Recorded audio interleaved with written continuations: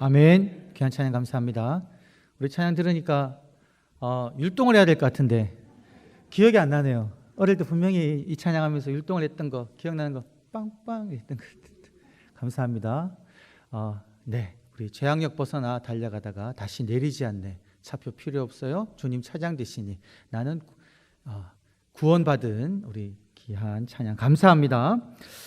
할렐루야. 오늘도 주님 전에 나오신 귀한 성도님 한 분 한 분들 우리 주님께서 주시는 크신 은혜가 가득하시기를 주의 이름으로 간절히 축원합니다. 여러분, 오늘 말씀은 저희가 성찬 예식을 할 때에 함께 나누는 그런 말씀입니다. 저희가 지금 코로나로 인해서 3년 동안 성찬식을 못하고 있는데요. 우리 속히 이제 또 성찬식을 하면서 주님의 그 몸과 피를 또 함께 나눠 먹으면서 주님의 죽으심과 부활하심을 기념하는 그날이 속히 오기를 바랍니다. 여러분, 이 성찬식은 너무나 중요하고요. 우리가 지금 말씀은 듣는 말씀이라면 성찬식은 보는 말씀이라 그럽니다. 떡과 떡을 떼고 또 잔에 포도주를 부어 함께 먹고 마시면서 우리를 위해 십자가를 지신 죽으신 예수 그리스도의 그 삶을 보는 그런 아주 귀중한 것이 성찬식인데요.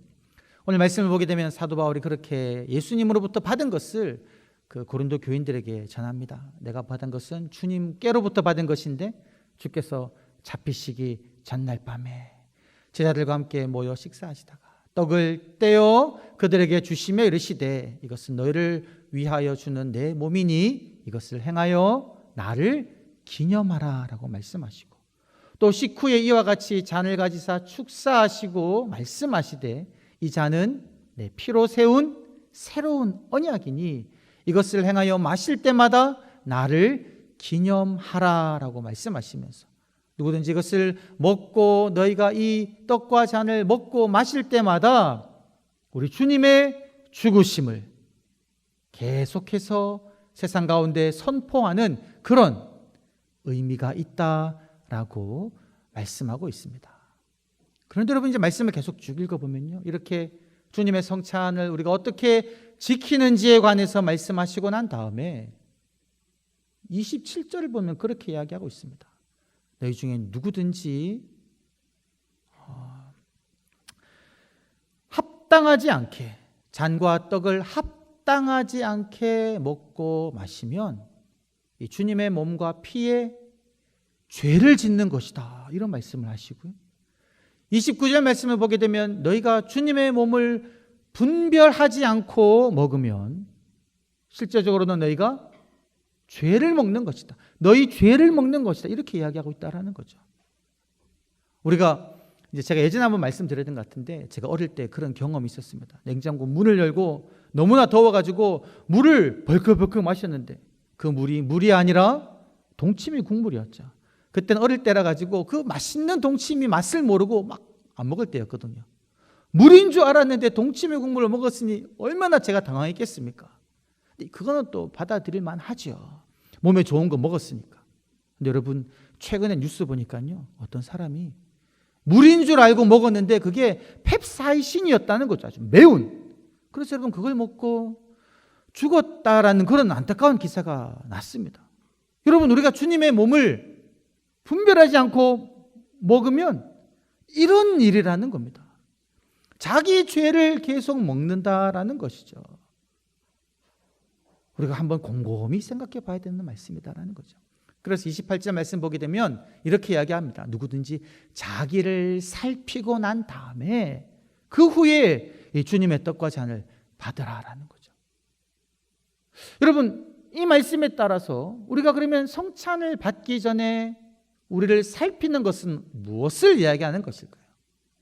합당하지 않게 주님의 떡과 잔을 받는 것은 무엇을 말하는 것이며 주님의 몸을 분별하는 것은 무엇을 말하는 것인지 우리가 한번 곰곰이 살펴보아야 된다라는 거죠. 통상적으로 여러분 이것을 그렇게 이해하기도 합니다. 주님의 몸을 살핀다라는 건 우리가 성찬을 합당하게 받아 먹기 위해서는 우리는 세례를 받아야 된다 이렇게 이제 생각하죠. 그래서 여러분, 우리 성찬식 할 때 어떻습니까? 세례 받으시고 입교하신 분들만 손을 들어 표해 주십시오. 그렇게 이야기하지 않습니까? 그래서 세례 받은 분들만 성찬에 참여하면서 내가 세례 받기에 합당하기 위해서는 세례를 받아야 되는구나, 이렇게 생각할 수가 있는데요. 그런데 여러분, 우리가 이 세례의 형식적인 면만 생각하고 그 의미를 살피지 않으면 이거는 말씀을 잘못 이해한 것입니다. 2022년도 올해부터 여러분, 우리 교단 법이 바뀌었습니다. 그래서 유아 세례 받아도 이제 성찬에 참여할 수가 있게 바뀌었습니다. 예전에는 우리 아이들은 유아 세례 받았더라도 입교하지 않으면 성찬에 참여할 수가 없었습니다. 근데 법이 바뀌었다는 거죠. 왜 이 법을 바꿀 수 있었을까요? 이것은 그 자격이 세례의 형식적인 면이 중요한 것이 아니라 그 세례가 의미하는 의미에 초점을 두고 있다는 겁니다. 여러분, 세례의 의미가 무엇입니까? 내가 예수 그리스도를 주로 고백하고 주님이 십자가에 달려 죽으신 것처럼 나는 죄에 대하여 죽고 주님이 부활하신 것처럼 나는 의에 대하여 나도 살아났다라는 것을 내가 인정한다는 믿음의 고백으로, 그 표징으로 우리들이 세례를 받는다라는 거죠. 그러니까 여러분, 세례받기에 합당한 자격은 무엇이냐면 내가 내 중심으로 예수 그리스도를 나의 주로 고백하고 있느냐, 내가 하나님의 백성이냐, 내가 하나님을 믿는 하나님의 자녀이냐, 이게 중요하다는 거죠. 그래서 여러분, 어떤 교회에서는요, 이 성찬식을 세례받은 사람이 아니라 예수를 주로 고백하는 성도님들이라면 누구에나 이 성찬에 참여하도록 하는 교회도 있다라는 겁니다. 이때의 그 성찬의 자격은 무엇이라는 겁니까? 그 중심에 예수를 주로 고백하고 있느냐 아니냐라는 거죠. 이게 이제 자기를 살핀다라는 겁니다. 그리고 여러분, 우리가 예수를 주로 고백하고 그렇게 살아가면 우리가 어떻게 살아가야 되겠습니까? 하나님의 뜻대로, 말씀대로 살아가는 거죠. 그래서 우리들은 이 성찬을 받기 전에 나를 살필 때 첫째로 나는 예수를 믿고 있는가, 나는 예수를 나의 주로 고백하는가, 둘째로 나는 말씀대로 살아가는가를 살펴야 된다는 겁니다. 여러분, 그 다음에 한 단계가 더 있는데, 자기를 살핀다고 할 때 우리들은 이렇게 하는 우를 범할 수가 있습니다. 예를 들면 여러분, 남편과 아내가 싸움을 했어요. 부부 싸움이라고 하죠. 부부 싸움을 할 때 남편이 막 화를 막 불같이 내고요, 아내에게 할 말 안 할 말을 다 퍼부어 버린 겁니다. 근데 주일날 교회 가야 되니까 그런 마음으로 갈 수가 없잖아요. 하나님 앞에 나아가 기도하는 겁니다. 그리고 회개하는 거죠. 하나님, 제가 입술에 파수꾼을 세우지 못하고 말로 아내에게 잘못했습니다. 회개합니다. 제 죄를 용서해 주십시오. 이렇게 회개 기도를 한 거예요.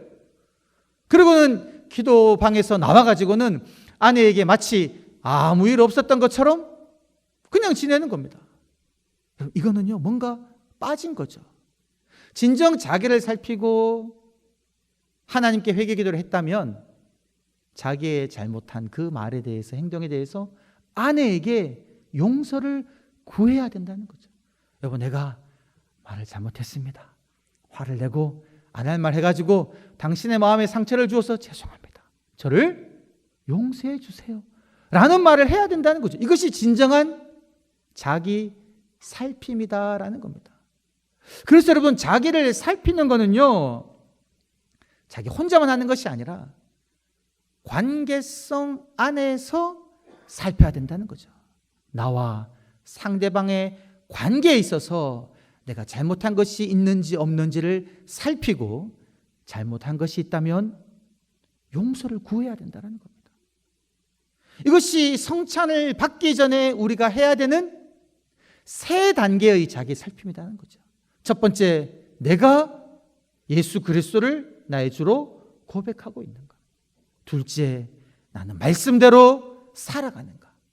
셋째, 내가 혹시 다른 사람에게 잘못한 일은 없는가. 있다면 용서를 구하고 화해하고 난 다음에 주님의 성찬에 참여해야 된다라는 사실입니다. 여러분, 오늘 읽은 이 말씀, 성찬에 관한 말씀인데요. 이 말씀이 속해 있는 좀 더 확장된 단락이 고린도전서 11장 17절부터 시작합니다.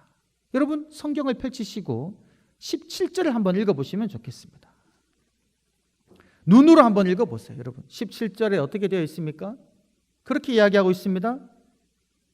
내가 명하는 이 일에 너희를 칭찬하지 아니하나니 라고 이야기하면서 지금 고린도 교회들에게 어떻게 이야기하냐면, 이는 너희의 모임이 유익이 못되고 도리어 해로움이라. 누구에게 이야기하는 겁니까? 고린도 교인들에게. 고린도 교인들이 모여가지고 예배 드립니다. 성찬을 합니다. 주의 만찬을 함께 나누는 거예요.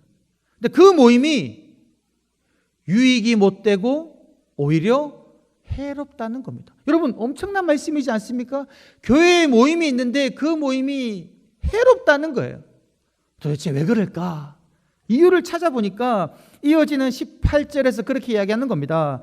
먼저 너희가 교회에 모일 때 너희 중에 분쟁이 있다 함을 들었다.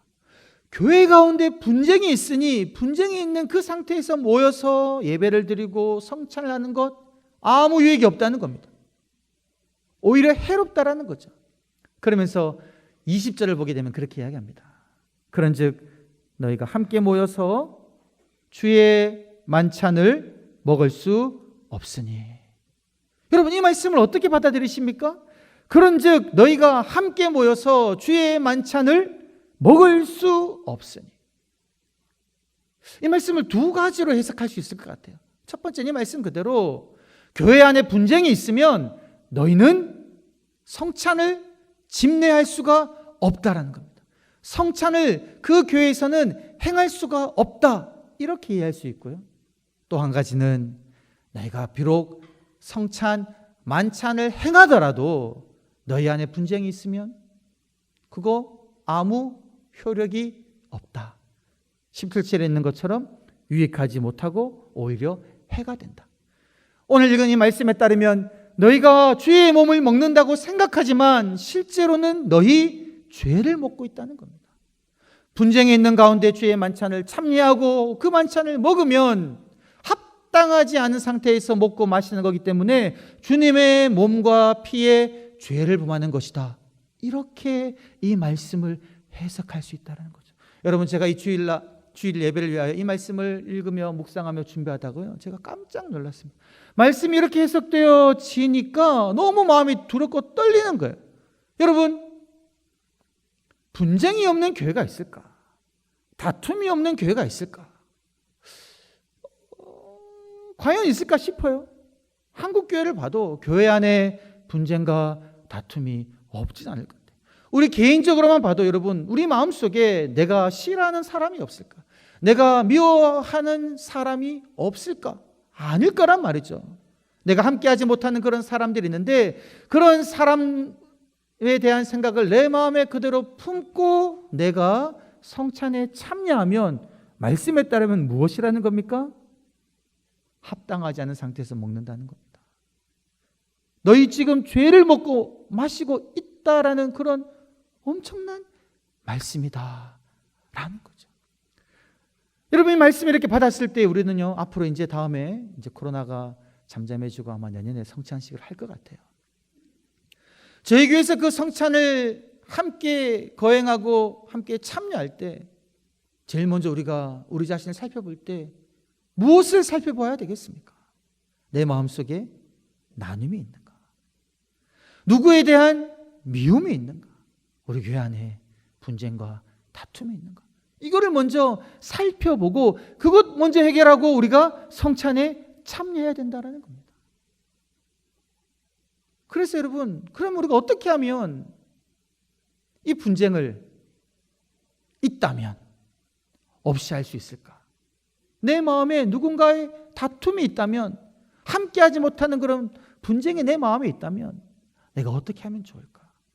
그런 질문을 가지고 하나님께 기도를 드리는데요, 오늘 이제 한 절 외침, 그 문장이 나온 거죠. 여러분, 우리가 누군가와 다투고 분쟁이 있을 때에 그 분쟁을 종식시키기 위해서는요, 그 사람의 상황과 형편을 한번 살펴보아야 한다라는 겁니다.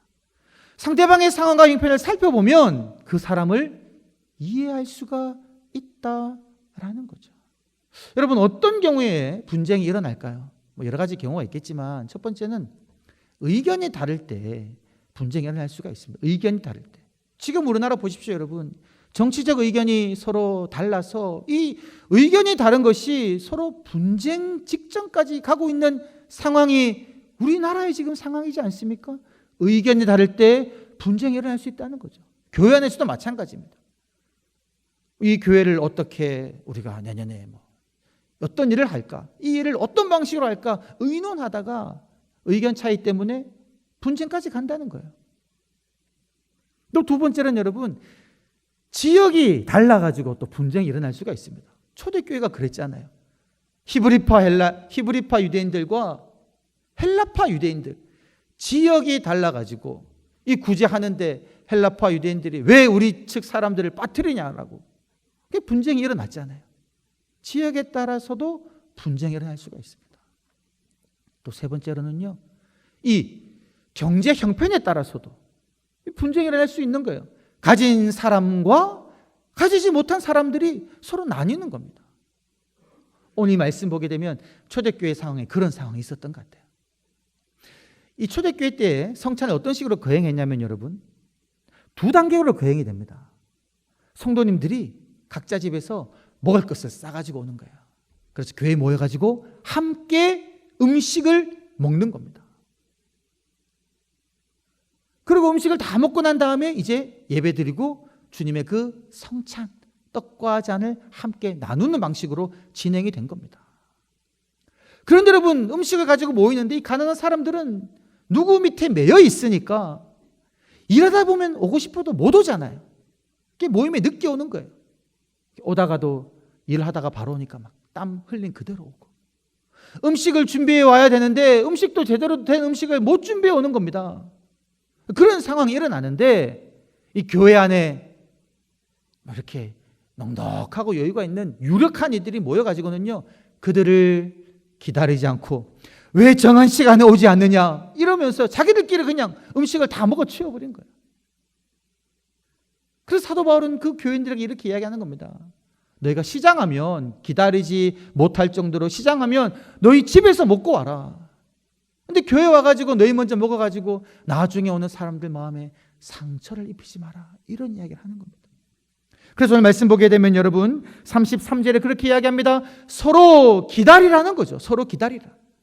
이 기다리라는 것이 무엇이냐면 상대방의 그 늦게 올 수밖에 없는 상황과 형편을 살피고 그들을 이해하라는 겁니다. 이것이 우리들에게 필요하다라는 겁니다. 그리고 여러분, 초대교회 상황을 아까 말씀드렸나 한번 생각해 보십시오. 만찬 자리에 다 음식을 들고 와서 먹는데, 함께 먹는데 여러분, 이렇게 여러 가지 이유들로 함께 할 수 없는 사람, 나와는 틀린 사람, 나의 원수, 이렇게 생각해서 여러분 그 만찬 자리에서 함께 먹지 못한다고 생각해 보십시오. 먹더라도 따로따로 모여서 먹는다고 생각해 보십시오. 그렇게 함께 그렇게 따로따로 얼굴 보지 않고 먹다가 예배 시간이 되어 예배드리고 성찬을 받아 주님의 떡과 잔을 먹을 때 이게 무슨 주님의 몸과 피를 온전히 기념하는 모임이 될 수 있겠느냐라는 겁니다. 그래서 여러분, 우리가 이번 한 주간 살아갈 때 혹시나 우리 마음속에 누군가에 대한 미움과 다툼과 분쟁이 있다면 그거를 종식시키기 위하여 우리가 그렇게 기도했으면 좋겠어요. 상대방의 성도의 상황과 형편을 살펴보겠습니다. 여러분, 주보를 한번 보시고 한 절 외침, 우리 다 같이 가슴에 손을 얹고 기도하는 마음으로, 결단하는 마음으로 함께 외치겠습니다. 시작.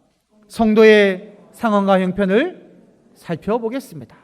다시 한번 외쳐보실까요? 시작. 성도의 상황과 형편을 살펴보겠습니다. 여러분, 우리가 상대방의 상황과 형편을 살펴보면요, 그 사람의 그 말과 행동을 이해하게 됩니다. 그렇게 할 수밖에 없었구나.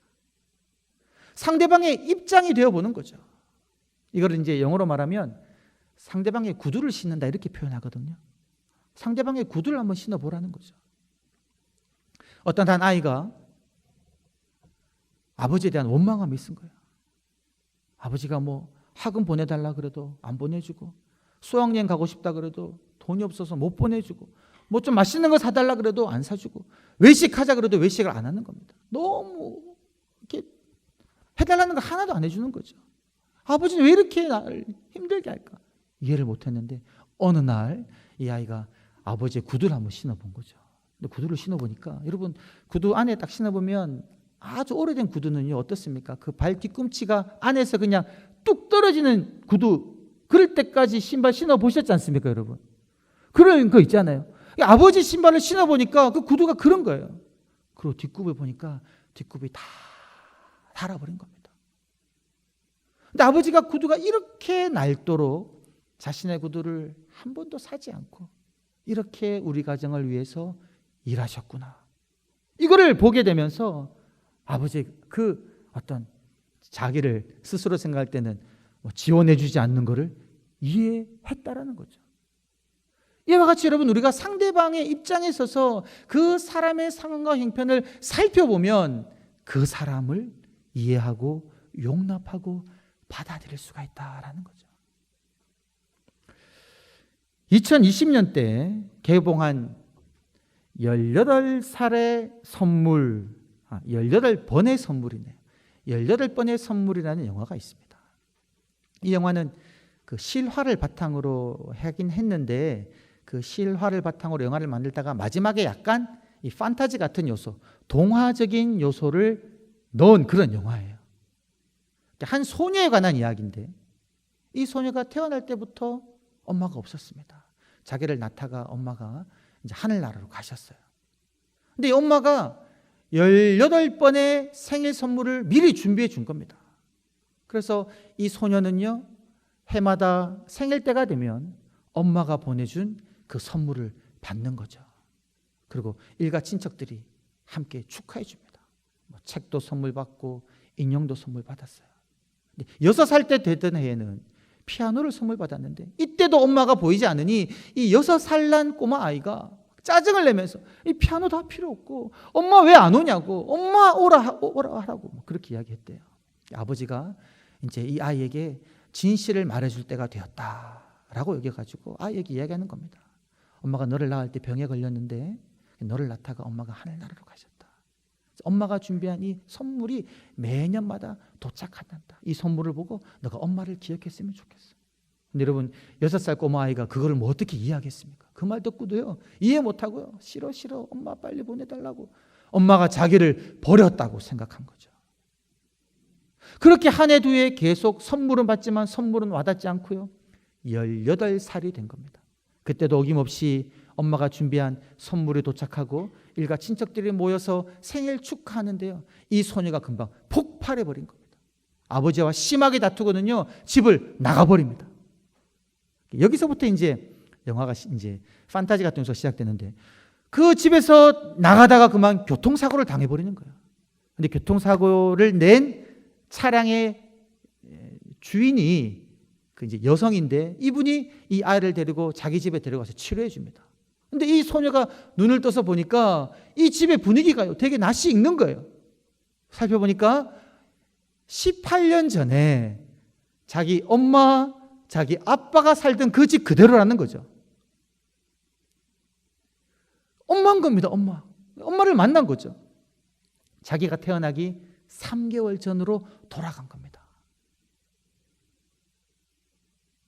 그래서 그 자리에서 이 엄마로부터 이야기를 듣는데요, 이 엄마가 이제 그 아이에 그렇게 얘기하죠. 이제 가출 소녀로 이해하고 이야기하는데, 내가 지금 임신을 했는데 내가 유방암 판정을 받아가지고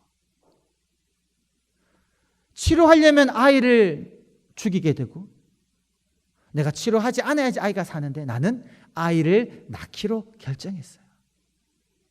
그리고 3개월 동안 나는 이 아이에게 무엇을 줄까 고민하다가 아이가 성인이 되기 전까지 나는 이 아이에게 줄 선물을 준비하고 싶어요. 이런 이야기들을 이 소녀에게 이야기하는 거죠. 자기 아이인 줄 모르고. 그리고는 이 소녀와 함께 여러분 그 선물들을 사러 다니는 그런 이야기입니다. 선물들을 사러 다니면서 이 소녀는요, 그 엄마의 마음을 이해하게 되는 거예요. 어떤 마음으로 한 살 때는 이런 선물을 준비했고 어떤 마음으로 피아노와 책과 인형 이런 것들을 준비했는지 그 엄마의 마음을 듣게 되는 겁니다. 그리고 엄마가 자기를 버린 것이 아니라 자기의 그 생명을 바쳐서 나를 살린 것이구나, 나를 선택했구나, 그렇게 나를 사랑하는구나 이해하게 되는 거죠. 그리고는 이제 아이가 태어날 시간이 되어가지고 이 여인이 아이에게 보내는 편지를 적으면서 그 소녀에게 한번 읽어주면, 한번 들어보라고, 내가 이 편지를 써서 아이에게 남기고 싶다고. 그래서 이 소녀에게 이 편지를 읽어주는데요, 그 내용 보면 그렇게 이야기하고 있습니다. 엄마는 내게 하고 싶은 말이 참 많다. 인생이란 뭔지, 어떻게 살아갈지 내가 생각하고 행동하는 방식을 너에게 알려주고 싶어. 좋을 때나 나쁠 때나 내 곁에 있고 싶지만 그럴 수가 없구나. 운명이 그것을 허락하지 않구나. 그러나 나는 언제나 하늘에서 너를 지켜볼 거야. 이 편지를 쓰고 이거를 그 아이에게 읽어주는 거죠. 그런 엄마는 죽습니다. 그리고 꿈에서 깨어나요. 이 소녀가 엄마의 상황과 처지가 되어서 그 마음의 소리를 들어보니까 엄마를 이해하게 되었다는 겁니다. 나를 사랑하지 않은 것도 아니었고 나를 버린 것도 아니었고 나를 너무나 사랑해서 이런 많은 선물들을 준비했구나. 어머니 감사합니다. 사랑합니다. 이런 이제 영화죠. 여러분, 우리가요, 누군가를 이해하지 못하면, 그 사람의 상황과 형편에 가보지 못하면 그 사람을 용납할 수 없고 용서할 수 없고 끝까지 하나 될 수 없지만, 우리가 그 사람의 상황과 형편을 살펴보면서 그 사람의 마음을 이해할 때 우리들은요, 용납할 수 있고 용서할 수 있고 사랑할 수 있다는 거죠. 여러분, 우리가 주님의 그 성찬을 온전히 받기 위해서는, 나를 살피고 분별된 마음으로 주님의 성찬을 받기 위해서는 이렇게 나를 살필 뿐만이 아니라 상대방의 관계성 속에서도 상대방의 상황과 형편을 살펴야 된다라는 사실입니다. 이렇게 상대방의 상황과 형편을 살펴봄으로 인하여 우리가 이제 다음에 주님의 성찬을 받을 때에 그 주님의 성찬을 온전히 받으시는 저와 여러분이 되시기를 주의 이름으로 간절히 축원합니다. 아버지 하나님 감사합니다. 하나님, 상대방의 상황과 형편을 살피게 하여 주시어 용납하며 용서하며 주님의 사랑으로 사랑하는, 그리하여 주님의 만찬과 성찬을 온전히 받아먹는 그러한 삶을 살아내게 하여 주옵소서. 감사드렸고 구주 예수님의 이름으로 기도드리옵나이다. 아멘.